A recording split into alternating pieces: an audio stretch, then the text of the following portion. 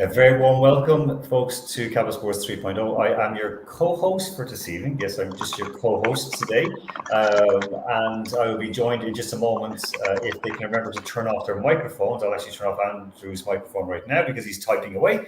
And I will go through briefly what we have on the menu for you this evening. So we're going to start off with Tom Brady. He is flying solo. Not solo, but solo. It's written solo, but it is something very, very different. Also, the difficult question, the thorny question of should gay athletes be role models? We don't have it for other athletes that they're heterosexual, so they should be hetero role models. Is it fair to put it onto people, just because of their, sexual persuasion? We're going to discuss that in a moment because, of course, one Scottish footballer came out as gay this past week, and it was a major event in many, many ways, but also I think a lot of pressure on a young man of 25 years of age. We will also have our sports movie magic finally, and a bit of a quiz as well. But the sports movie magic, of course, is the super movie from 1977, Slapshot. Before we do that, and before we have our talking points as well, our hot topics, I also have something to tell you about Britteny Griner. Now, before we go further into this and invite our co-hosts onto the show, just talk about poor old Tom Brady. This is an investigation that I've taken on for a couple of months because it was bothering me at how she was being portrayed in both the US media, because there was two sides. One side going, God damn her, she complained about the flag, she complained about the anthem. How are those paid for you now in a Russian prison? That was completely unfair. Also, the people glorifying her, saying that she's this hero and that she is, unlawfully detained and wrongly detained. That's not what she is as a person. Okay. Again, I know who she is. I have interviewed her. I know people who know her, and I dug into this to try and get something solid, and we do. And you will really, I believe, appreciate it. And a lot of people who were talking smack about her, and also a lot of people who were either praising the US government or damning the US government, they're going to see basically what is going on as well. So before I go any further and ruin the whole night, I'm going to invite on my co-hosts, Isolt and Andrew Flint. Andrew, I have I have unmuted you, so you're visible and audible as well. Isolt is audible but not quite visible. She is on the way through Kildare on the way back to Dublin. Is that correct? Right. The good news is we are nearer to Dublin at this point, and I would like to point out, just as a disclaimer, I am not the person driving. There is a driver. I am just in the car. Thank God for that. Yeah, because people who are in Europe or in the States were thinking, wait, hold on, she's on the left side of the car. Why isn't she driving? Nervous time for everyone. No, there is a driver. Has Brian prepared for Slapshot? No, he hasn't. But look, I'll try and drag him in at that point. If we haven't made it home, which I'm confident with his driving, slightly akin to Michael Schumacher in his heyday, we should make it home. Oh, excellent. Well, core people, that's what they're all about. Okay, so guys, we are going to begin with Tom Brady. Of course, he turned 30, or sorry, he's 35. That was 10 years ago. He turned 45 last month. He is having a second spell of superstardom with the Tampa Bay Buccaneers. And a lot of people wrote him off when he left the New England Patriots. He was retiring, then unretired. But in retiring, it seems that he has cost himself his family, because now he and Gisele Brady, they are living apart. Isolt, I'm going to just start with you on this and then come to Andrew, who is very much a gridiron American football fan. Isolt, a lot of this going on about this is because Gisele wants him healthy and at home. But it's a bit over the top because, he's making multiples of millions. Surely she should be happy. Well, I suppose it may be a case that in this instance, she has made her own fortune too. And from a perspective of, we've all been, I suppose, subject to hearing about his health regime and how strict, etc. it is, and being married to a supermodel. I'm sure she isn't exactly living the fast food lifestyle herself. But perhaps it is less to do with the wanting him to be healthy, but the continual roller coaster of, I'm retiring. No, I'm not. Just another season. And perhaps the more he is able to keep going, the less it seems like there's an end position for her and this. Because I suppose the football season, she has for years been obviously supermodel traveling the world. She has also had children now, and there is a certain element of going, if you keep moving the goalposts, you can understand why it would be difficult for anyone on either side of that relationship to kind of understand where they stand. And perhaps everything that goes with being Tom Brady is a lot in terms of family life and in terms of the hype around him, etc.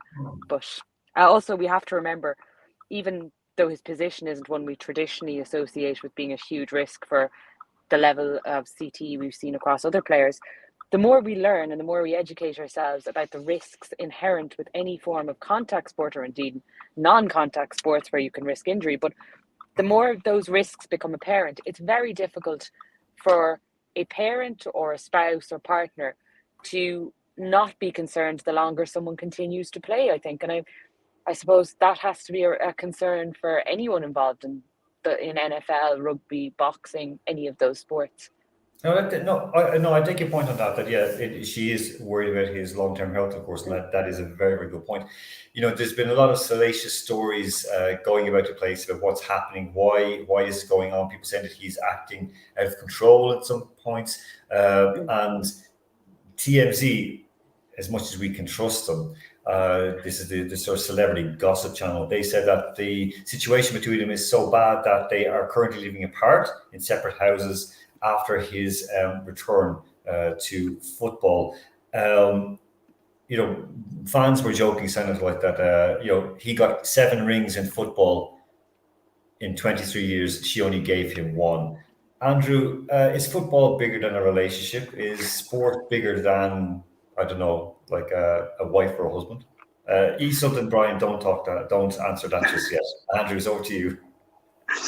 Well, look, sport is very, very different to so many other commitments. For the first part, as a career, it's obviously much shorter, so it's a much more intense period. And look, if you're a professional football NFL professional, your competitive time is actually relatively short. There is quite a long period where they do get to spend time together, and he's 40, he's 45. He really, really won't go on forever, even though he does seem to keep coming back. It is a balancing act, and it is definitely getting towards the very, very end of his career. He can't be going on to his 50, 55, surely. So it can't be any much more than, 2 or 3 years at most. He's taking personal days off this season as a regular thing that we found out recently, which I'd say should be encouraged. That's a sensible thing. What he does with that personal day, just from a health perspective, that's got to be a good thing. Perhaps spend more time at home. Now, if you are married to somebody who's a major sports star, not just in America, but is globally recognized, it is, what you're getting into to an extent. Now, she has a right to say, yes, of course, I want to see you more, and I want you to look after yourself. But he's kind of doing both of those things fairly soon. So I don't think it should by itself be reason for, salacious gossip, shall we say, that TMZ are either partially or not hanging on to. I think you have to, and I've read some of her comments, and to be fair, she has been very, very balanced, at least in some interviews, where she said, look, he's got to have his joy too. And I totally understand she wants that to not take over their children's lives. If it is taking over all year round, then that's a different matter. If for 6 months of the year he has to be quite intense, traveling on the road, intense physical preparation, well, I'm afraid that is a deal you kind of make as a professional sportsman, and it's not going to last forever. Their family is set up once he retires, and it won't be long until that happens.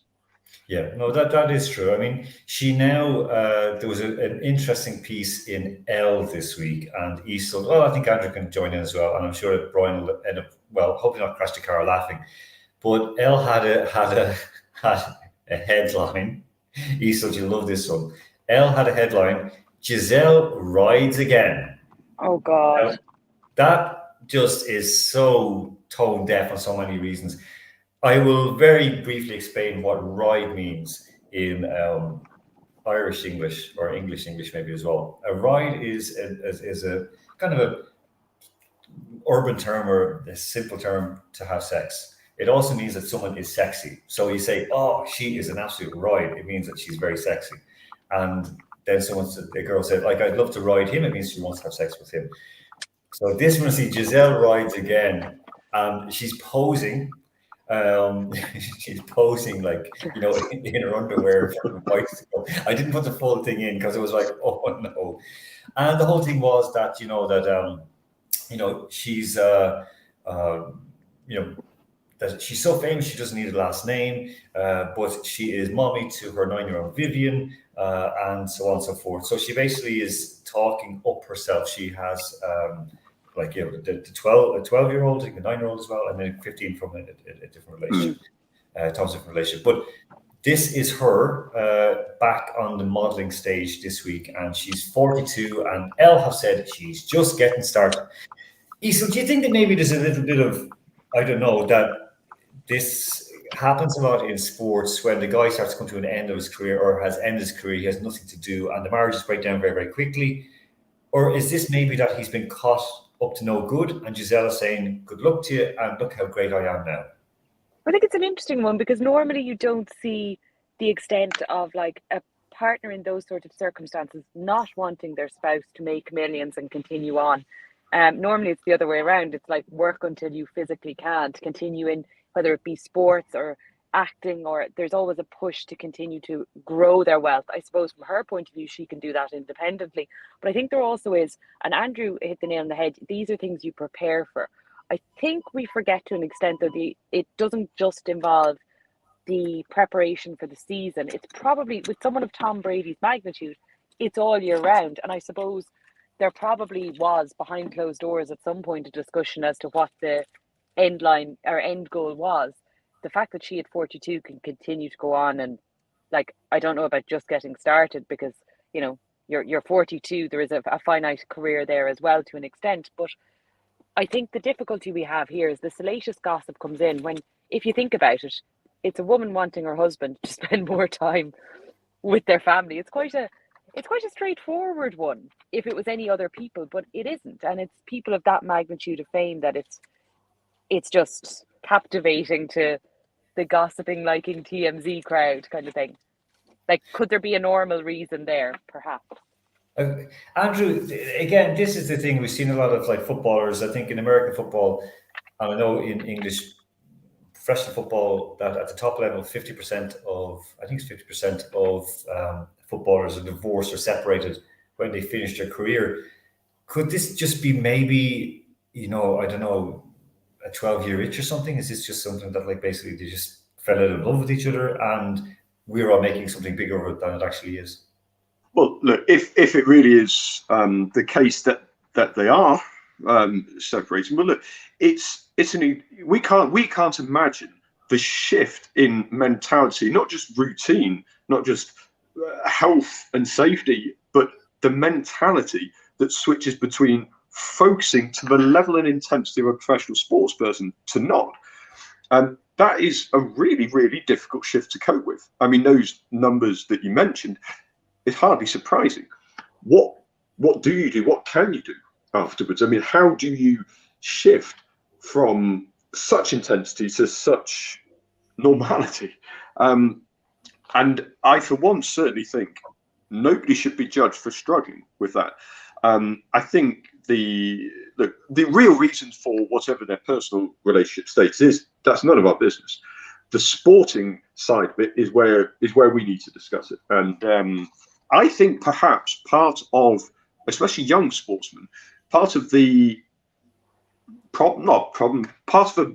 solution to a possible problem is young sportsmen need to be educated, I think, really, really early on, not about sort of having options, but preparing them mentally for, look, be focused, get the best out of your sporting career, but you've got to be ready for what happens after it. I don't think enough care and attention is given to that, to sportsmen at a younger age. I mean, to have the level of attention to be, a superstar like Tom Brady, not just a good NFL player, which is still phenomenal, but to be that level, are sports people prepared for that? Now, I'm certain that shift will affect, and I'm not saying positively or negatively, but will affect, it will change their relationship. That's inevitable. But it shouldn't necessarily always be in a negative way. I wish them the best of luck in coping with that change, because everybody will say, anybody who earns millions and millions, they should never complain about anything. Well, I'm sorry, that's absolute nonsense. That's absolute rubbish. You be in that spotlight. You deal with that level of intensity on every single physical, mental pressure, the media glare. You deal with that and then say they don't deserve a break of any kind. So I think the relationship side of it is none of our business. The sporting side of it and the long-term effect. This could be a very important case study of, look, this is how we need to look after young sportsmen, prepare them mentally. Not about mental strength, but this shift. Look, I'm with you on that. And Isel's back in was she's already home. So well done, Brian. One interesting point that came up this week, because she's going back to modelling and he's still back to football. The Rich seems to have come in also that supposedly she's still friends with Leonardo DiCaprio, and they were kind of hinting that this was negotiable. She's too old for Leo. Yeah, I was going to say, there's nothing to worry about. She's not 25 anymore. She's fine. Exactly. She dated him from the age of 19 until 25, and then after depression, she was dumped. I think Tom doesn't have to worry about that. Would you consider the fact, though, that perhaps she is thinking, yeah, he's played on to 45. I'm now 42. My modelling career also has an end date. I want to get in here now. And I suppose we don't know what goes on behind closed doors, but it has been one of the more wholesome and enduring kind of relationships apart from his whole... Look, I like them both. He got slammed for being a proper Irish-American Catholic, kind of Republican conservative. She is... again, Brazilian, German, Catholic, but in all they've done, how they act, how they behave in public, that's all we can see in public. From anyone that I know who had dealings with him, I don't know anyone who dealt with her, anyone who dealt with him, praised for a very good man, very, very nice, very kind, lots of time for people. It'd be a shame if it went like this. And we have a keen friend of our show, he said, you have to admire Tom Brady for his appetite to continue his career. It's tough on families. I see Jonathan Sexton has already referenced him about his own career. Isa, before we go on to the story about Zander Murray, Jonathan Sexton, that's another guy who I think he should have retired years ago because of brain damage. I think he's going to be an absolute potato when he finishes playing. I'm sorry to say that. I think it's a horrible situation. It's a good comparison Keane raises. It is. I think a lot of players also, the problem with Tom Brady's, and maybe I'm interpreting this wrong, the problem with Tom Brady's, the longevity in his career and how he has protected his body and been obviously very clear in his regime. The problem is people look at Tom Brady and they go, Tom Brady's still going at 45.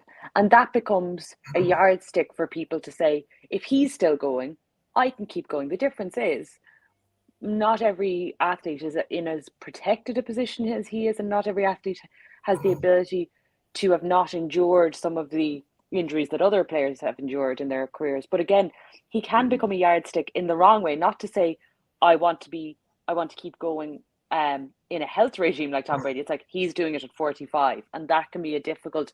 Players don't realize that everyone has different limitations and it's totally subjective.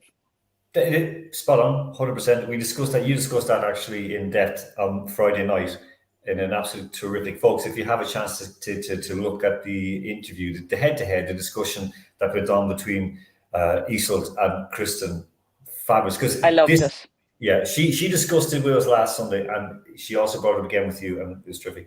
Andrew, I'm going to ask you first about this. This is from Pink News. Pro footballer Zander Murray. Brady comes out as gay and explains perfectly why it is necessary. That it was a strange one. He's playing down in the fifth tier of Scottish football, has been for a few years with Gallifrey. Andrew, the question a lot of fans have been asking, and I ask myself as well, do we need to have role models in general? Because I'm against them across the board. But should we make an exception in this case or in cases like this?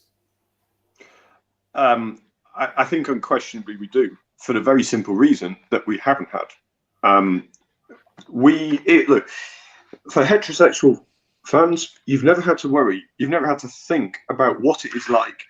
I don't know how difficult it would be, but you have to take people's experiences, how they explain them. Now, if somebody is coming out with such a detailed explanation of why this matters, and this is somebody who's being heralded for being brave for coming out in the fifth tier of Scottish football, the attention, with the greatest respect to that level of football, is not going to be huge. It's not going to be sweeping. And yet, because of his status, it will. Now, that tells the story.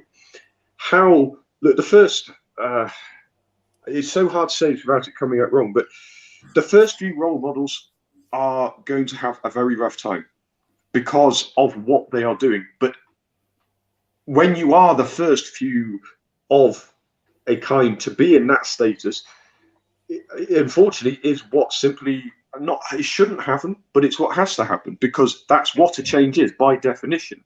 People's attitudes don't change overnight. People's receptions, sly comments, casual comments, which to them, it's just between friends, it's just banter. Banter, one of the worst words on the planet, which I cannot stand. So role models, yes, how they carry themselves, they're under intense scrutiny. They will make mistakes. Every little comment, every nuance, every tilt of the head, every movement on a pitch in a sporting sense is going to be scrutinized. They will be tripped up. People will pick at every little mistake they make. And the point is this: until you're in that position, you're in no position to judge. And that's why role models are absolutely essential, to educate people, to help people see, look, this is what people are going through. You can't tell people what they like, but you have to explain to people it's not okay to discriminate against people for an orientation, a belief, and it's going to be a rough ride, but it is an incredibly brave thing to do. How it goes from here, nobody will know exactly, but it is a process that in the end has to happen just for the education of people.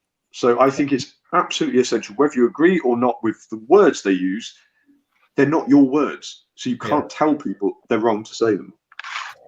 So, this does touch on something that we discussed last week, and then you discussed one-on-one with Kristen. And again, I urge people to go watch this interview. It is really, really good. It went far. We said it was a deep dive. It went far deeper than we could have on a show because we have very limited time. But this labeling thing is something that Kristen discussed with you and that you found very interesting. We totally did discuss labeling, and I suppose in this instance, I can't but echo exactly what Andrew has said. We can't imagine what it's like to be in the position of a professional athlete who is being the first in any particular sport or any tier of sport to come out as openly gay, because the reality is, when we look at, he is a footballer, that's his role. To be a role model in this instance, it's not necessarily that he will be under intense pressure, as are all these people who come out in certain sports. But the thing is, it's about having young people and others realize that sport reflects our society as a whole. Sports players are reflective of our society, and that means that there are going to be people who are straight, who are gay, who are bisexual. And the reality is, unless these people openly are willing to put their head above the parapet and say that, there is a sad minority out there who seem to be of the opinion that you shouldn't have gay footballers, or that gay people don't exist in, and I shouldn't single out football, but I suppose we've had some high profile rugby players over the years have come out. But I just think that there's almost a warped belief that all footballers are straight because it's a straight man sport. And for these people to come out, it's not just about them, and it's not about the scrutiny they go through. It's letting people know that sport should be a safe place for all. It shouldn't be, you shouldn't feel that because you're gay, well, I can only play with teams that have openly said they're inclusive of gay players. All teams should be inclusive of gay players or bisexual players or straight players. And the difference is, for straight athletes, you don't have to come out and go, I'm straight. There's a pressure on a gay athlete in a lot of circumstances, to either come out and say that they're gay, or they must feel like, to an extent, they're not being fully able to be themselves because of a perceived idea that sports isn't inclusive. And I think it's a very brave move, but it says a lot about society that there's so much attention on someone in such a relatively low tier of professional football. Alan has kept himself on mute. It's a great time for us. I'm just going to roll with it. That's the best thing to be, have me on mute. I sound better that way. We discussed it, of course, last week as well. We look at some of the, in women's soccer, for example, being straight is almost unusual. And I heard that from footballers who played here in the Russian Premier League, from an American player who's playing here as well before everything kicked off. And we discussed it, and she said like that, yeah, it's kind of just accepted. And it's a strange situation. We saw the same with Britteny Griner before she was, engaged to be married to a man, and then she found herself and so on. But for men, and we see it, and I've discussed this as well about, gay is somehow a symptom or a signal that you're weak, that you are weak, and the focus is on that. No one and it sort of it flips for lesbians, because a lesbian then it must be you're tough, you're a butch, you're a man. So it's kind of this weird thing, this dichotomy in our society, in our minds, that we just can't put it together. And yes, I agree with you both. I think it's very important that the respect is there. It's very important that people are brave enough to come out and say it's an awful, awful sad place, an awful sad place that we have to do this. And I'll say this, and you both can disagree with me, and I'll probably get myself cancelled for this even more. As a parent, you do worry about your child being gay. You would wish, in a way, and I'm saying this personally, and I've discussed with other parents as well, and I'm saying this from purely, I'm not going to say what other people said, saying they have said, saying you would wish that they weren't, or that they wouldn't be, simply because while you love them and you adore your children, okay, they annoy you. You want to just kill them sometimes, but or just put them outside the street and just leave them. And I'll come back into the serious note in a moment, because I'm very Irish, I make a joke and something serious. But as you say, is that you would die to protect your child, but other people might not be so willing to do that. And also other people might not be, you don't care what, as long as your child is healthy, happy, and not doing harm on others. Alan, that's exactly it. You want your children to be happy. The shortcut to that, sadly, exactly as you say, is the simple fact is right now it would be simpler in a lot of societies, probably most societies around the world, if they were not gay. And that's not usually. It's not about the sexuality. It's about the happiness. The sad fact is it's a shortcut to that. I understand what you mean. It's the fear of what they may have to endure. This is look, in terms of not from you, not from their friends, from those people out there who are so bigoted and filled with hatred that they just seem to have a hatred of gay people without any concept of the person. It's just a hatred of the idea of someone being different, and by different, not necessarily different, but different to what they feel like heterosexuality means that everyone's okay. It's just a warped view of society, and there's so many people who unfortunately have it. The same people who shout racist abuse, because those people exist, and all too frequently they find the people. They actively go looking for people to abuse. It's not a case of just if you run into someone. It's an active thing. And this using the slur, and I heard it at a Dundalk match on a live broadcast on RTE, a Dundalk match. And they're playing, and one of the other team who I think it played for Dundalk, I can't remember who it was, because some idiot, and from the Dundalk accent, and he shouted out, and I'm going to say this slur, he said, "Oh, you fucking queer." Queer is the local pronunciation for queer. And there was silence in the stadium at that moment. There was about 5,000-6,000 people there, and you could hear it. And I waited for a moment for the commentators to say something. But in a way, they didn't. And in a way, I think it was better, because it just burned into my mind. Effective. And and I'm thinking of one of the leading lights who worked with Shamrock Rovers to save them. Is a gay man. He's now a married gay man, and I can say it, Buzz Maxwell, and he, is like within Shamrock Rovers fans who have a pretty nasty reputation. We saw it last week, what they were seeing about the late Elizabeth Windsor.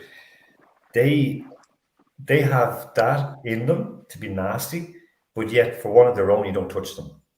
So it's this kind of weird thing. And but you have to imagine what it must be like. I think we discussed this when we were talking about the volleyball team in the US a few weeks ago. What must it be like to be a gay person in the crowd just as a fan, and you're hearing other people shouting that as an abusive slur?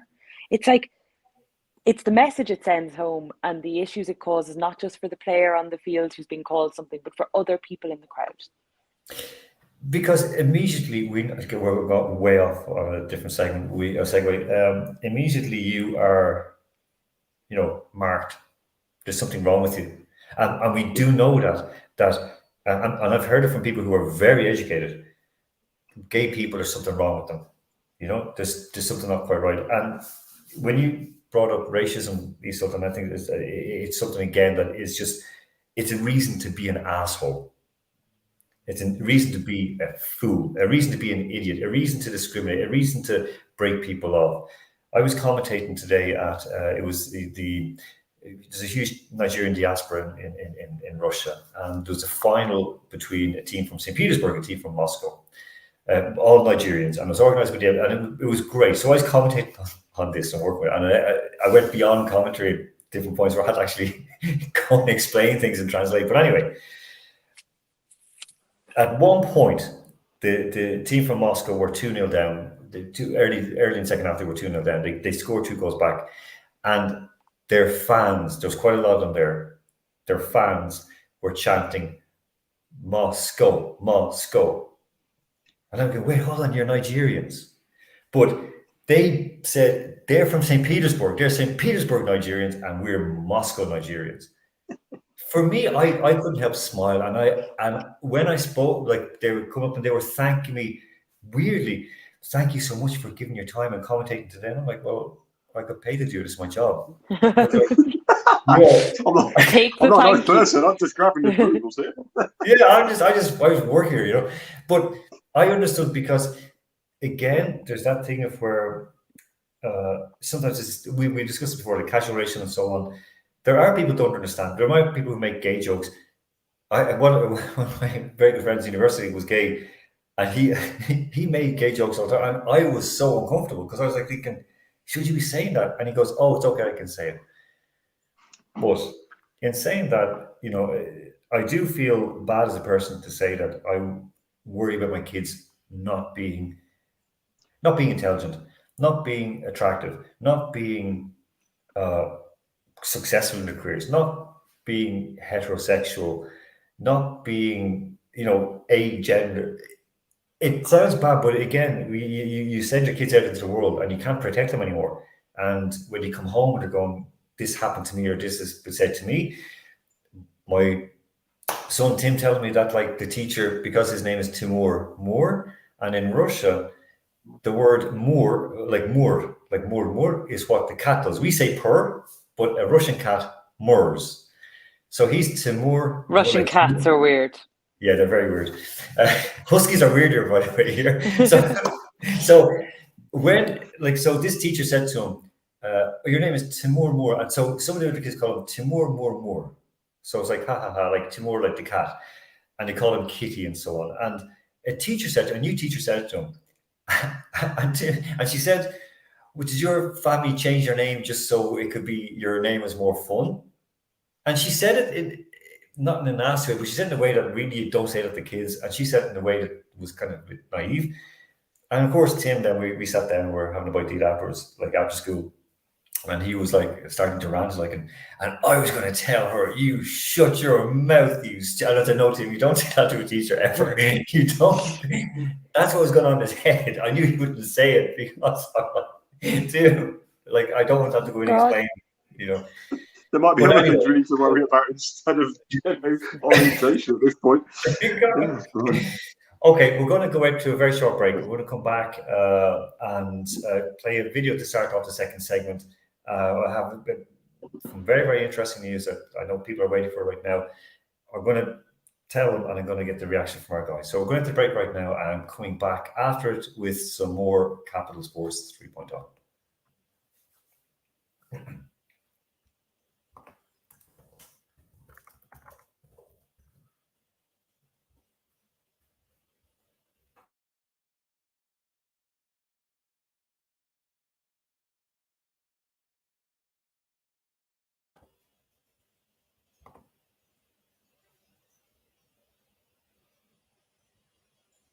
Your Honor, and other participants of the court. Ваша честь, участники судебного заседания. I grew up in a normal household in Houston, Texas, with my siblings and my mom and my dad. My mom stayed at home, took care of me and my sister, and my dad, he went to work and provided for our family. My parents taught me two important things. One, take ownership for your responsibilities, and two, to work hard for everything that you have. That's why I pled guilty to my charges. I understand everything that's being said against me, the charges that are against me, and that is why I pled guilty. But I had no intent to break any Russian laws. I want the court to understand that it was an honest mistake that I made while rushing under stress, trying to recover from post-COVID, and just trying to get back to my team. So that hard work that my parents instilled in me is what brought me to play for the best EuroLeague and Russian team here at Ugemka. I want to apologize to my teammates, my club, Ugemka, the fans, and the city of ECAT for my mistake that I made and the embarrassment that I brought onto them. I never meant to hurt anybody. I never meant to put in jeopardy the Russian population. I never meant to break any laws here. I want to also apologize to my parents, my siblings, the Phoenix Mercury organization back at home, the amazing women of the WNBA, and my amazing spouse back at home. On February 17th, 2020, the two-time Olympic champion gold medalist Britteny Griner was returning for another season with her team in the Euros, the city of Ekaterinburg. In Russia, she earns a minimum of $1 million per season. That's 4 times what she earns in the WNBA. She landed in Sheremetyevo Airport, which is in the northwest of Moscow, and a sniffer dog detected something in her luggage. It was vape cartridges containing hashish oil, which hashish is a compound of marijuana. These are illegal in Russia. Her crime was trafficking drugs, basically bringing them across the border into Russia.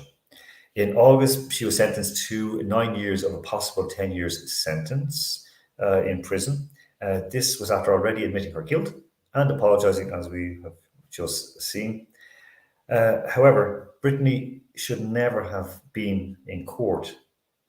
Not like this, and definitely not in court in August.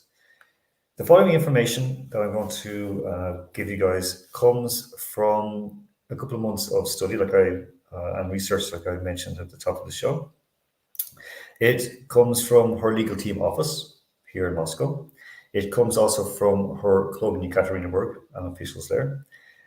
It comes from a prosecution lawyer in a prosecutor's office in the region of Sheremetyevo.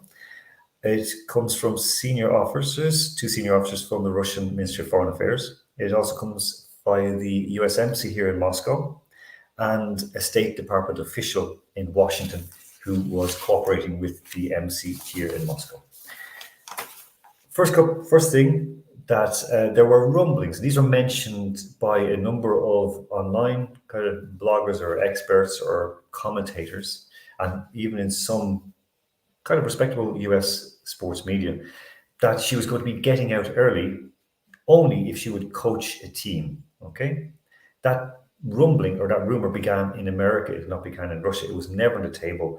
It's been denied by her lawyers, and it has been denied by everybody involved in this really sad situation. Okay, it was never on the topic. It was never a topic for discussion here in Russia, not once, not ever. From the beginning until now, the US Embassy have provided regular support.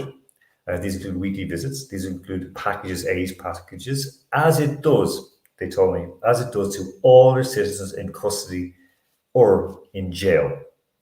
They have been providing Brittany with, for example, food, medication, clothes, and books. They have also coordinated with a religious group a Christian religious group who work with prisoners as well, and they have assisted in providing for her as well. So there were these things being said. She was a hostage, she was losing weight, and so on. This is never the case. These are simply fantastical ideas of people who want to get their name out in the media. The third point and most important point of all that I'm going to bring to you, and this is going to surprise them. I'm waiting for the reaction from Iseult and Andrew. In April and May this year, 2022, remember she came in 1 week before the so-called special military operation began in Ukraine, when all travel and contact was severely damaged, disrupted, and cancelled in most places, and actually not accessible. So in April and May of this year, a meeting was held between high-ranking officers or officials from the US State Department. This was via representatives in the United Nations in New York, but these officials met with a Russian representative to the United States. They wanted to discuss her case. In the first meeting in April, the Russian representative was empowered to make an offer to progressively, this is the word that they use, progressively release her, to move her back little by little, to get her out on partial release, day release, and so on and so forth. So there's like a progression process that they use, and all countries use the same thing as well for people who are getting out of jail. That they would have her home by Christmas. This was the promise. They would have her back to her family by Christmas. The US officials demanded an immediate release, and for that immediate release, they were going to exchange a hostage. The hostage wasn't mentioned. People believe it was, well, I was told by her lawyer's office that it could be Victor Bout, but that name was never mentioned. Nobody knows who it is, but she was going to be traded for one person, not the progressive release. Step forward then after the May holidays, because of course Russia closes down from the 1st till usually the 10th of May, because they've got two holidays. The 1st of May, which is of course the International Workers' Day, and the 9th of May, which is Victory Day, Victory in World War II Day. So after those May holidays, when people came back to work, there was a second meeting, again in the United States. The Russian official said that they would have her home by the end of September if the United States, one condition that the United States would stop calling her wrongfully detained. And other people were using harsher words, that she was illegally detained, that she was a political prisoner, and that she was a political pawn, and so on and so forth. They just said, stop using this language, which began on May 3rd. May 3rd, the White House said it when the Russians weren't able to answer at the moment because everyone was on holidays. The State Department said that they were only empowered to make a prisoner exchange. And this, the fourth point in this, that I was told that there is a constant and continuing back channel between the two sides, and that the offer is still available and applicable. So we discussed Brittany quite a few times. This is what I got. I went into it. I spoke with lawyers. Now that I've worked long enough with Iseult, I know how to speak with lawyers, kind of. So I spoke with the people. I went into depth. As anyone who's watching this and knows me knows that I've worked closely with the Ministry of Foreign Affairs. I still work with in international relations and so on. I was really concerned about this because some of the language that was being used was being set up that she was going to be stuck in jail for that 9 years when it should be a 30% release. Andrew, I'll start with you. this seems to be dragging on way too long. And yes, she admitted her guilt. Yes, she did wrong, but it seems to be that both sides are just shouting at one another. Language seems to be a very key part of this. Appearance, image, reputation seems to be more important than the offence itself, from everything you've just mentioned. It is astonishing. I don't know how long these cases would normally take, but I can't believe you mentioned May. That's 4 months ago. I'm not quite sure what is still possible to be discussed. I mean, unless there is new evidence that has come to light, how would it come to light? How significant could it possibly be? I have to be honest. My first reaction when rumours broke of an exchange with the two sides, that I've got to be careful how I word this. I wasn't entirely surprised to hear talk along those lines. It's starting to feel like Britteny Griner, however guilty she is or is not my place to say, but it's starting to feel like she's very much a very small part of this, that she is a pawn to see which side can come out of this in a more positive light. And I'm not for a second saying she is right or wrong or deserves more or less sympathy, although the one area where I think she needs to be considered is this is someone's life, rightly or wrongly, that is being subjected to a quite intense level of dangerous speculation. Whether she's right or wrong should not happen. I mean, if she's done wrong, she needs to face the consequences, but the appropriate consequences. I would even go as far to say that she's now had, 7 months of punishment, which must be fairly harrowing to have so much uncertainty about not just what your present is, what your future is, but hang on a minute, what is going on around me? How important, how relevant actually am I? Her name is there, but really it's starting to feel like she's a very small part of it, and that's what concerns me. Spot on, and that is the case that Isa's going to mention in a moment, just about the meeting this past week, which I should have mentioned. My apologies on that. He's up on the screen grab. What I was told by the prosecutor from the regional office was that they don't understand why a deal wasn't done. Her lawyers are doing their best to get things done, but it keeps coming to a stop.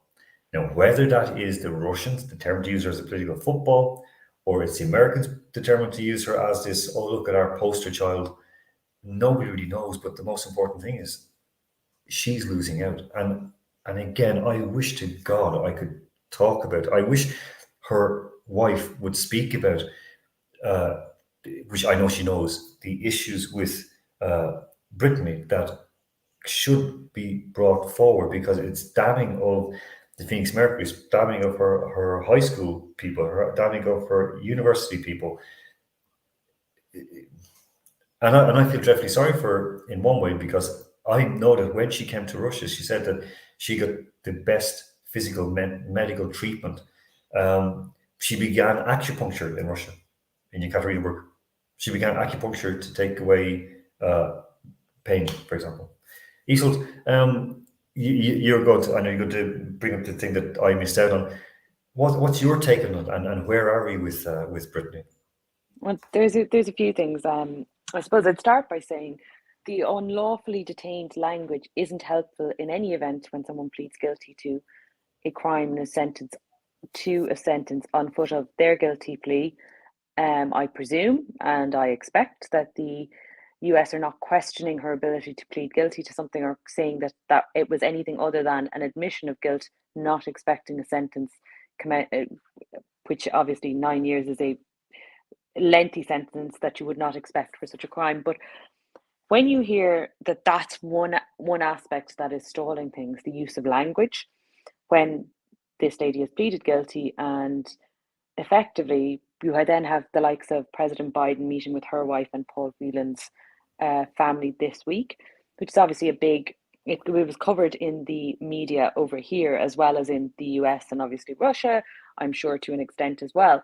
But when you hear about that, and the only expression you can use is political football, because what is the end goal here? If everyone is making an effort, even the phased release, and like a phased release that would have had her home by Christmas, whose interest is it in to keep her in and not progress that? 7 months of her life have been spent in prison that could have moved towards a phased release already by now. The reality is, if matters are going in this kind of motion at present, the end result will be Brittany Griner spends 9 years in prison and then is released. And the problem with all of this is that she's the individual who, from, I'm sure, both sides' perspective, from Russia's perspective, they're looking at her and going, she's high profile, to the US. From the US, they're going, here's like literally, I suppose, an opportunity to slam the Russians repeatedly. They're holding our citizen. They're unlawfully detaining her. Guilty plea, I'd just like to emphasize that again. They're unlawfully detaining her. And in the middle of all of this is Brittany Griner sitting in a prison cell, possibly beginning to think, hold on, it's September. I could already be out and getting, even if it's only day release in Russia, that's days out of prison. And my government are sending the president to meet with my wife, and I know she came out and said it was a very positive meeting.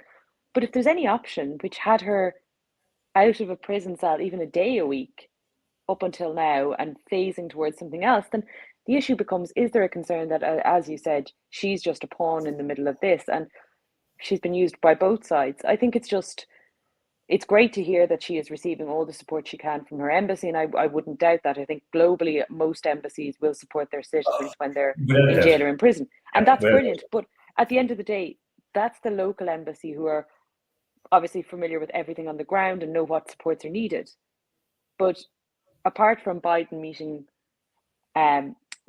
her wife and being happy to have the White House publicists discuss it at whatever conference they were giving this week, in terms of the US, do Washington care about Brittany Griner, or do Washington and Moscow care about the ability to use Brittany Griner to throw mud at either side? And it's frightening when you hear that things have stalled with such a continual move towards being able to come up with a resolution. Not necessarily freeing her in the morning and flying her home, but a resolution that gets her out of prison sooner. And look, I know, Andrew, you're going to come in on this. I know that. So stay unmuted because I just come straight in after me. Let's not say, and this is not to paint the Russians as being fairy godmothers or fathers. They don't give two hoots. They literally, the Basketball Federation of Russia, her club, they all came in, and the head of her club, they came in and spoke on her behalf in court, which is a huge thing. They're speaking on behalf of a drug trafficker in the eyes of the court. And they're saying, no. Her teammate came in and said, this woman's great. Like, we want her. She's our friend. People like her. People love her. People respect her. She does a lot of stuff behind the scenes. She goes out, let's just say, proselytizing or preaching how great basketball is to kids. And she donates things. One thing as well that I didn't want to add, because it didn't seem appropriate when I wanted to speak about it, was a fear as well that she has communicated to her lawyers is, if I go back, I have maybe 1 year left, 2 years left in America playing. How am I going to support 2 kids? How am I going to support my wife? How am I going to go through the pain that's going to come hit me after I retire?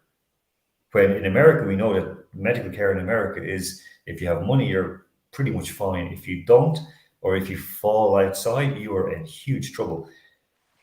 This is also an issue, and no one should be like this. And I don't know, Andrew, sorry, you wanted to come in. I was talking too long. No, this is exactly it. Esau made that point that if you must be thinking, my own government had an option, what could possibly delay it other than a game? This isn't a game. I mean, it's this goes way beyond the verdict. This goes way beyond the sentence or the offence. This is taking it to another level that is so far beyond legal ramification. This is that's the concerning part. Now, I cannot believe it would not be possible, and in both sides' interests, to come out of this. Well, look, here's what our court decided. This was the sentence, but we have listened to whatever the reasoning is going to be officially released. Why we have made this deal. Look, we're not monsters. And if the other side could say, okay, if the Americans could say, look, we accept that this is a law that was broken. It is a punishment, and let's just say, look, she's had 7 months of this. That is a fairly significant punishment in itself. Both sides could come out of it fine. As far as I'm concerned, it's virtually impossible at this point to believe it's anything other than a very dangerous game, and that's what worries me. Look, the one thing that was mentioned to me by the US Embassy official was for this person, for them, it was a surprise that almost immediately from the US side, they were going to give up an arm dealer. They're going to get an arms dealer straight away. Possibly now the US, not Russia, the US is mentioning Vinnik, this crypto guy. But the first thing they said was they packaged together, and this is what they couldn't understand from their level, was they immediately said Paul Whelan, who's an ex-military guy, who currently works with different security services, who was caught with, basically things that are covered by state secrets, which in Russia, that's pretty much most things. For foreign students here in Russia, you can't go do internships, for example, in certain computer companies or software companies, even though you're studying software and want to become a programmer, but you can't get hired there because you're a foreigner, and you can't be a foreigner to work for a company, because this company 5 years ago or 6 years ago had a contract with the Russian government to produce X, Y, or Z. It could be for I saw educational software, that they produce educational software, but now they can't hire foreigners for 10 years because of state secrets. So, Isel, close off on this with you as a lawyer. I think we're all in agreement that this is it's a terrible situation, that this could be handled better by all concerned. But ultimately, it could be me, you, Andrew, Keen, like my mom, falling into this situation. Ultimately, can we actually rely on our governments to try and back us up? In a word, no, because the issue is bigger than Brittany, and it always will be. In all of this, it wouldn't matter if it was Britteny Griner, Paul Whelan, or Joe Bloggs, because the reality is when governments have bigger issues on their level, anyone beneath that becomes a nullity. And the reality is, when you have committed what is deemed as a crime in another country, pleaded guilty or been found guilty by a court, it's very difficult for your government to simply say, we're going to we want you to release this person. And I unfortunately think in this instance, the language from both sides has inflamed the situation and made it such that Brittany will probably spend longer, and she's already probably spent longer than she needed to, but she will probably spend a bit longer in a Russian jail, because basically her government, despite what they suggest, and probably don't care as much about Brittany as they would lead you to believe. Very true. And again, this is not to say the Russians could say, we'll let her out if we could do this. Both sides are in the wrong, and I think that's very, very clear here. Exactly. She was a very opportune person to catch with something in her bags that was illegal here. It was a perfect storm that happened. Again, she says she's wrong. In America at the moment, sitting in American jails are over 2,400 people who've been done on hashish, who've been arrested for that. Some of them have been smuggling it into the country. So, I mean, this is like big, 10, 20, like a ton. Other people have been caught with the same kind of amount as Brittany, but in the wrong state. In their home state, yeah, they're okay. It's legal. In another state, it's not. And they're sitting in jail. you know, I don't know. For me, Mark Fogel always comes back to mind, and this is what the embassy said, who were in contact with Mark Fogel and his family. Why was he not included in the deal? He did the same thing. He brought drugs into the country, the same as Brittany. But okay, we're going to go into the break, and we're going to go back and do a very quick hot topics with our guys, because they have we had one big hot topic right now. We're going to have a lot more after this break, so we'll be out very, very short. Very, very short period of time. I'm back very, very quickly. So just hang on for just 2 minutes. We'll come back, and then we have Slapshot. And I think I might give the boys, the boy and girl, a little bit of a treat with, oh God, no, I can't flip. But what happens next? Okay, there you go. I said, so what happens next? I said it very, very quickly. The guy's muted, thinking it would be longer. Just what about happens had time next? to have a Alan quick sip. discovers the button. I said, go quick and back in. I just had to switch it over. Okay, so this is what we used to have in the radio studio when we had to like switch the buttons. Sometimes they didn't work; it was jammed or something. Oh man, you guys, Andrew was in the studio with me a few times. He saw some of the issues, but when it went bad, it went very bad. Okay, ladies first, Cecil, your hot topic for today. So I'm going to briefly run through one hot topic and then just give a shout out to my second one. So it's actually when we all thought the New Zealand rugby team were the team imploding from their previous status, it turns out it's South Africa. And it's not actually in terms of their performances on the field. It seems to be everything going on off the field for the South Africans, starting with last weekend when rumours emerged, or salacious gossip, if we will call it that, that Elton Jontes, who's their out half, was having an affair with the team dietitian, which led to him ultimately being sent home from the tour. He's come out and denied that any such thing happened, as I think has she, but his wife has decided to go online and basically berate the dietitian as opposed to her husband. And it's been a lot of he said, she said. So as you can imagine, the South African team found themselves with one out half injured, a second sent home, and they thought our week can't get much worse. And then 5 hours before they were due to play Argentina in a game that would ultimately lead to them drawing the competition at the top, rumours emerged that one weekly paper was about to print a story alleging that a number of South African players had failed drug tests for recreational drugs. So not performance enhancing, but rather that they were out partying and doing whatever else in their own time, which led to the South African head coach coming out and not only vehemently denying this, and also Sia Khaleesi, who's their captain and the talisman for that team, coming out and being very clear in their, not only their denials, but their condemnation, because all this came out within 5 hours prior to the game, and the rumours were starting. Ultimately, the story wasn't published. Now, whether that was due to a form of injunction or just they realised from legal letters or otherwise that unless they could substantiate such a story, it would not be worth any newspaper's time or risk to publish it.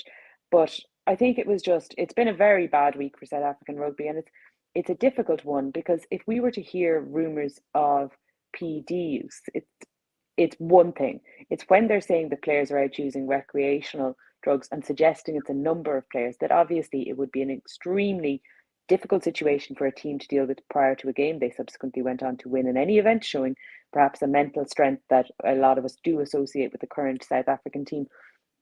But also, it's just been an incredibly disruptive week, and you kind of go, if this is how they can deal with disruption, you have to wonder what sort of position New Zealand are in, that they in recent form they haven't been able to pick themselves up. And this was obviously, the timing was very suspect, or suggested to be suspect, by the Springboks coach, and that it was a deliberate attempt to perhaps throw them off their game. Now, it's a very distinctive and deliberate attack, but still, it's been an interesting week for the Springboks camp, and it'll be interesting to see what comes of this story, because now that even the rumour of the story being due to appear has gone out into the ether, they're either, in the nicest possible way, the newspaper connected either needs to come out and say something to say, actually, we got it wrong, or they need to publish something. They're in a lose-lose situation as far as most people can see. And second hot topic, we have finally completed the trilogy.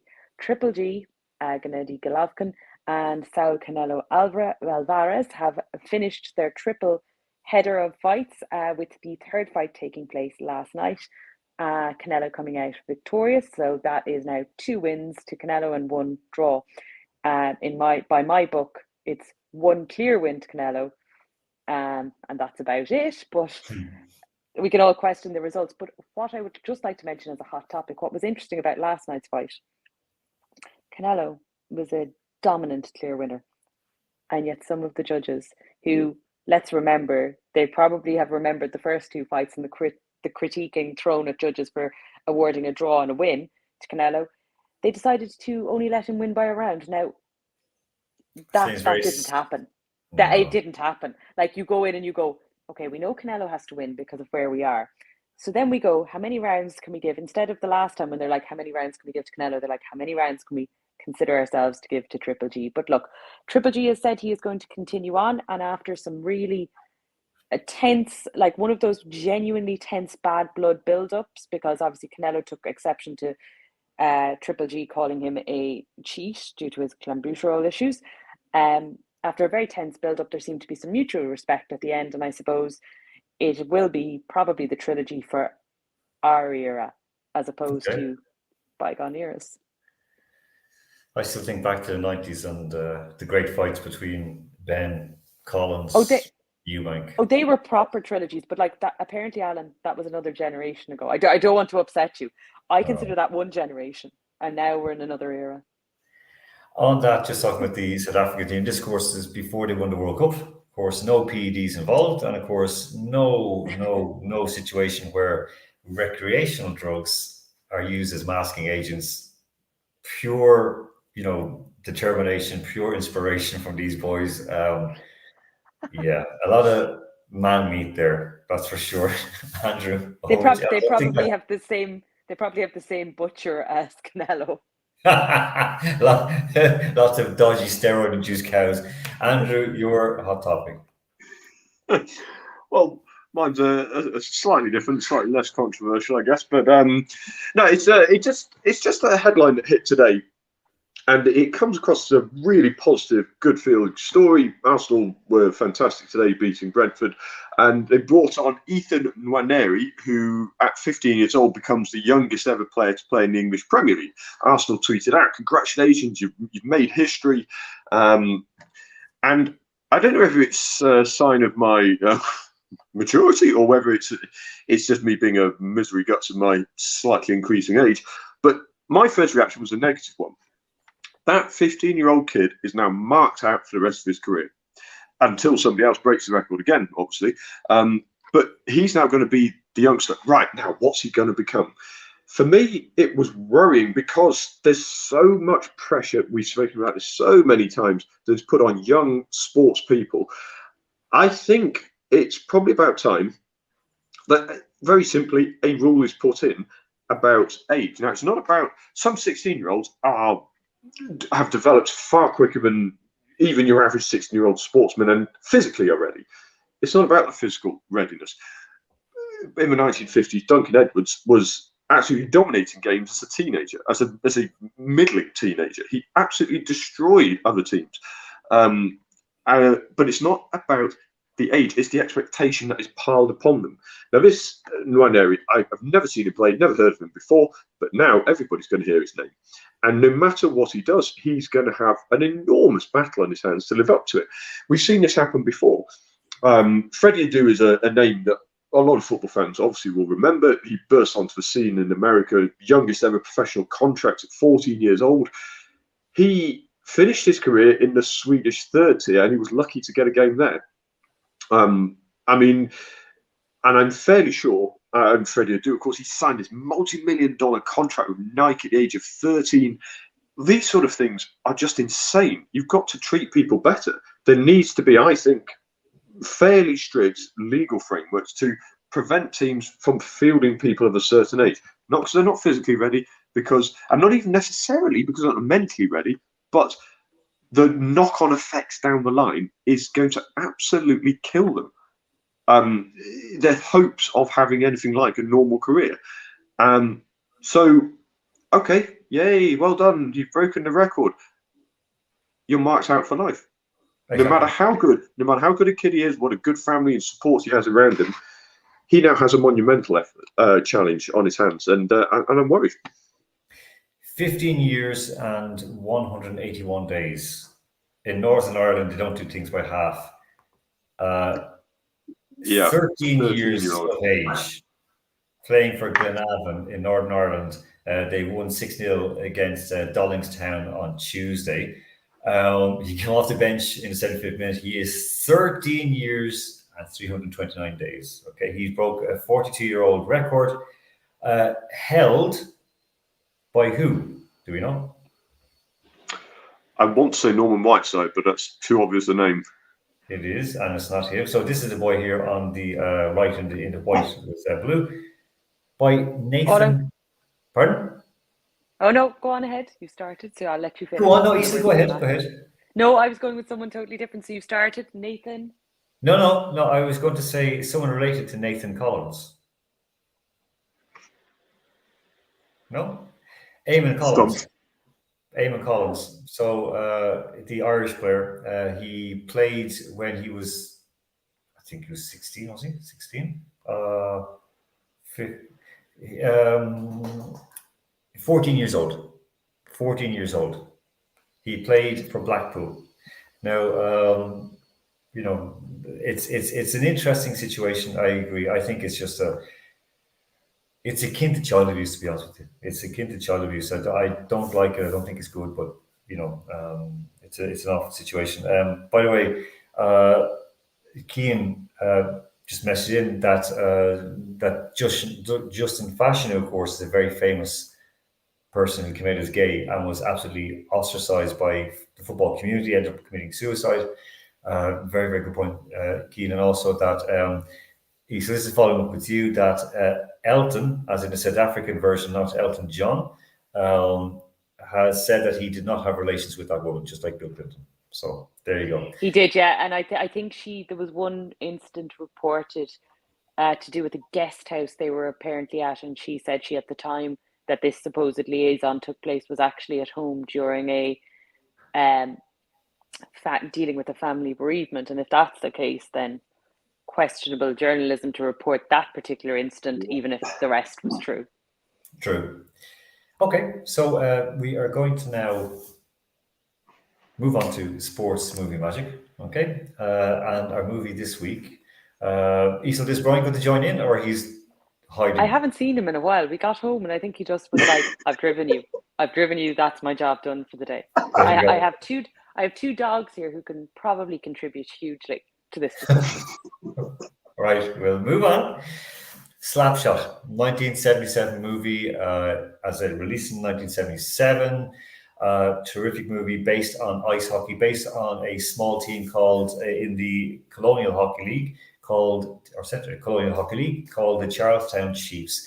They're running out of money. They have huge issues, and Paul Newman, of course, is Reggie Dunlop, the sort of aging star, like manager of the team, wants to try and sell the team, move to Florida.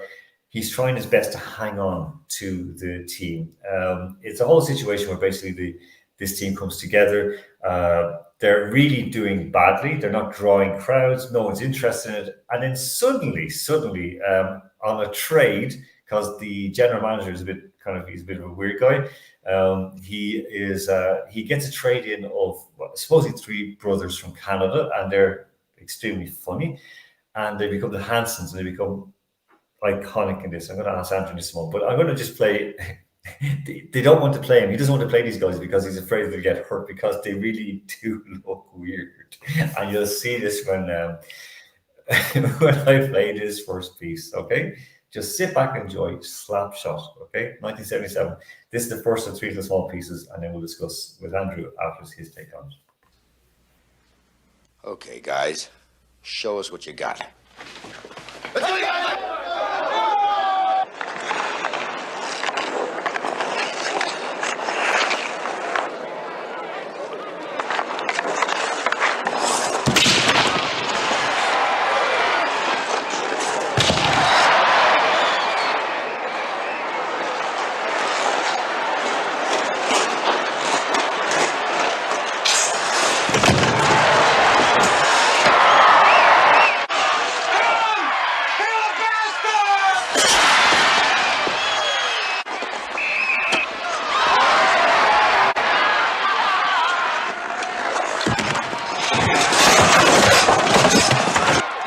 a fucking disgrace.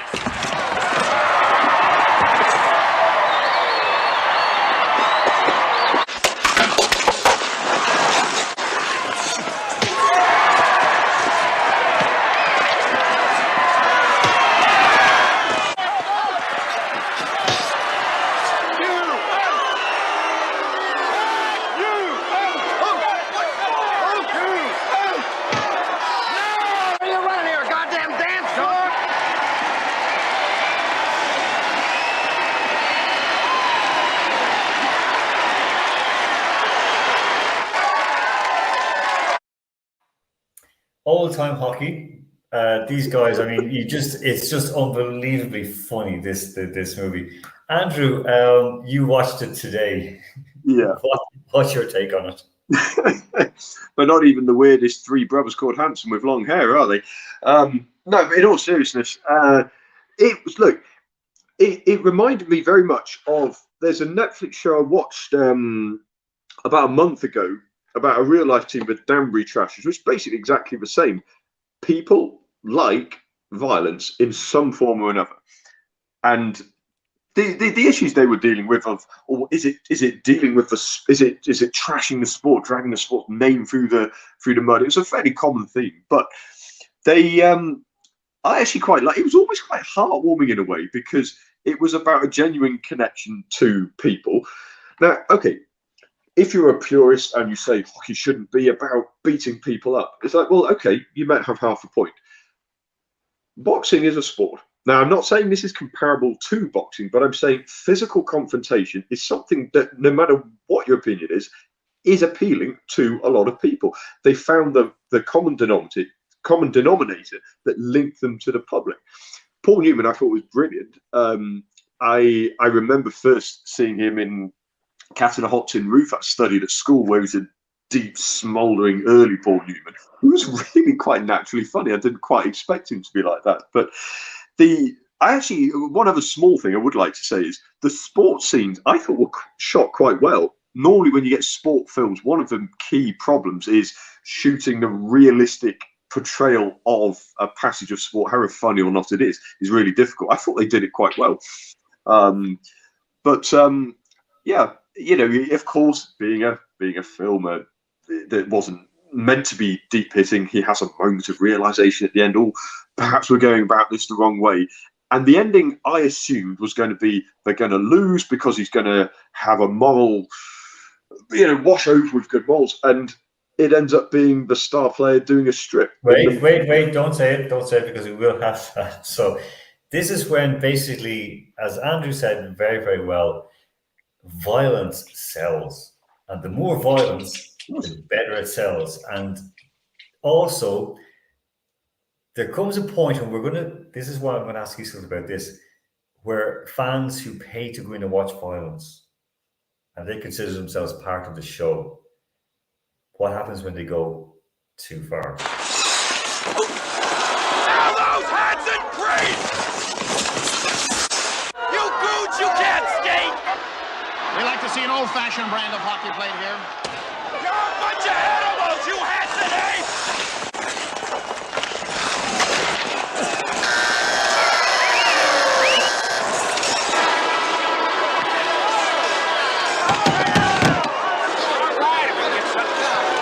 Get out of town, forward!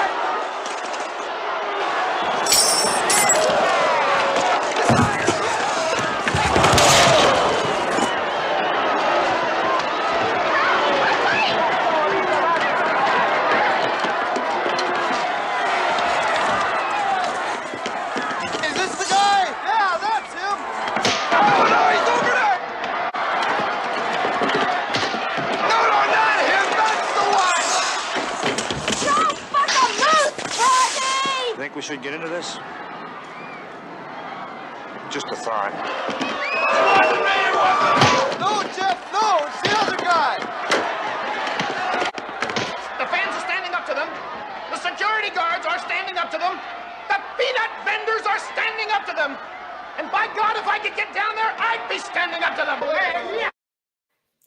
So that at the very end of it, the fans are standing up to them, the security guards kind of the peanut vendors, and if I could get there, I stand up to them. That first of all, that's media. That's all these like hard boys, fanboys in media. That's how they talk. And these people who can't play football are useless. Go and kick a ball. They wouldn't be able to cross their legs. They don't cross the ball. Pardon? There were shades of Eric Dyer jumping up into the crowd there. It's like, I heard you. I'm gone. This is like GAA in Ulster. In Northern Ireland, this is GAA. This happens on a regular basis, but I'm maybe damned over that. But malice at the palace. Pardon? Malice at the palace. Exactly. And I've seen this in ice hockey in Canada, in junior ice hockey, in university. I saw it in a rec league where there were about 20 guys. It was a business companies league. And one of the guys who was on the bench, someone reached in and slapped him. He slapped him quite hard. He turned around. And the guy was laughing at him. He was obviously drunk. He was laughing at him. And then the hockey player, so I was on the far side of the rink watching. He got up and jumped in and hit the guy a punch. And all of a sudden, the other guy, his friends, jumped in and started beating the ice hockey player. And suddenly, the whole ice hockey team came in over the boards. So Isolt, in that, it shows what I wanted to do with that part was fans think they can go in and abuse all they want. But suddenly, when the tables turn and the players come after them, it's like it wasn't me. I quite like what they did there because it's possibly a very, very clever way of kind of showing that what players have to endure. So like, we don't like the way you're playing. We don't like the way you're playing. We don't like the violence play. As they were saying, they wanted to see like real hockey or like the proper ice hockey. And eventually there comes a point, let's just remember and all that, the fan instigated by throwing something in. And obviously we see that in a lot of sports. It was even reminiscent of the incident with the phone earlier this year with Ronaldo. And it's like when players and fans interact in a zone where obviously players are hyped up on testosterone or just the adrenaline of a game, the consequences. And I think it's quite well done there because it's also, there's the comic relief of looking to see the other team who are just standing there going, yeah, we're not getting involved in this. Yeah. A very enjoyable scene there. And I think there's such a smattering of reality in it that like fans don't always understand the lines between the team and you.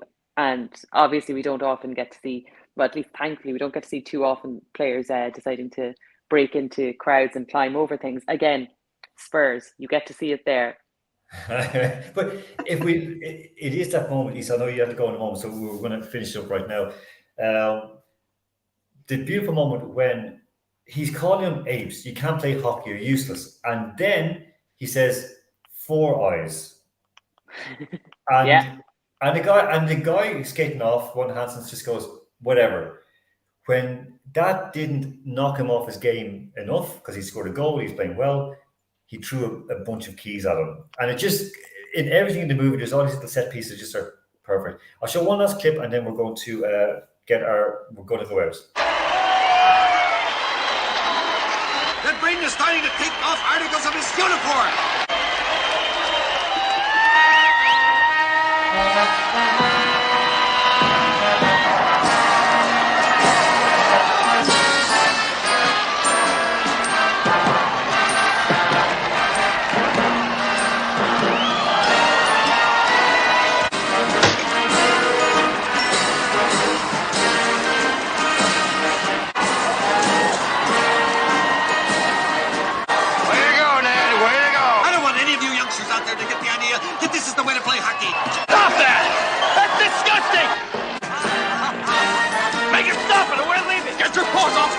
Stop him!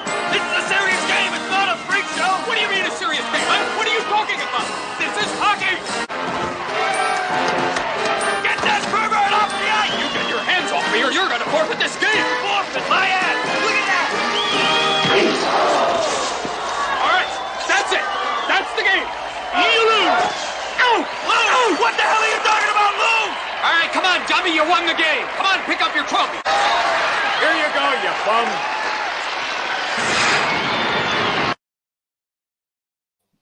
That encapsulates everything about the movie. And that's not the end. It's not the end. So anyway, Like he said, look, it's just an insane movie. Normally, streakers do not get rewarded in sport. Normally, a team is security, but I don't suppose they're expecting it to be a player. No. And I was going to say, at that moment in the movie, at the end of the game, there's a mass brawl going on, and they're beating them. This one guy now decides, I'm not going to fight.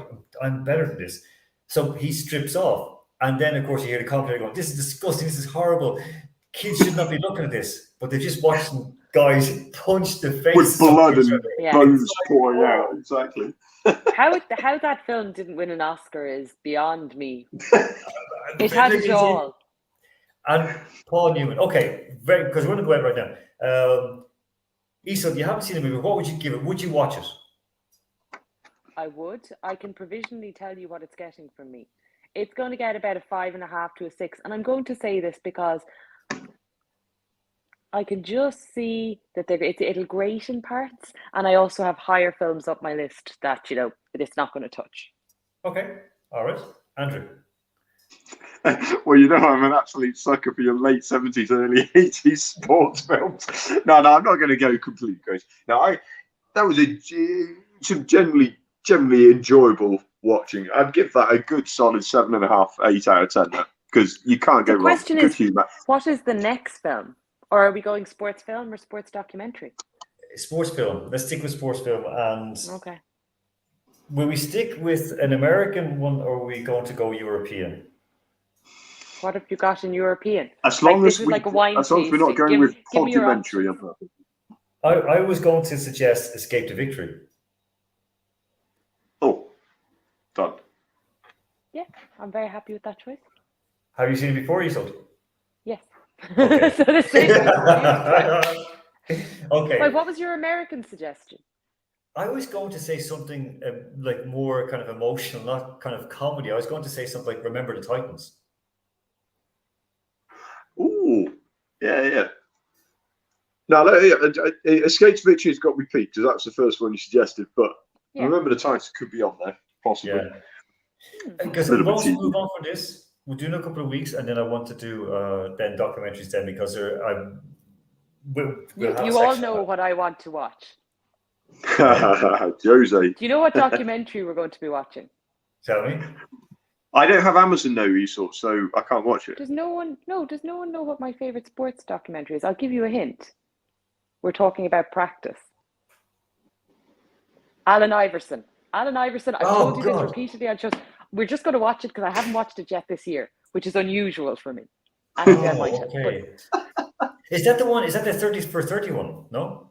No, it's his. It's not 30 for 30, but it's ESPN were involved in it. But it's brilliant. Okay, I know the one you're talking about. I've seen clips of it. I watched 3-minute promo for it. I generally watch it 4 to 5 times per year. Okay. All right. So we'll go with Escape to Victory for next week. And until then, Isel Cody, thank you so much, and thank you for staying with us. Thank you. Andrew, superb this evening. Thank you so much, and have a great week. Thank you very much, boss. And also, again, another shout out for Isel's superb interview with Kristen Worley. Please, folks, watch it, get on and share it.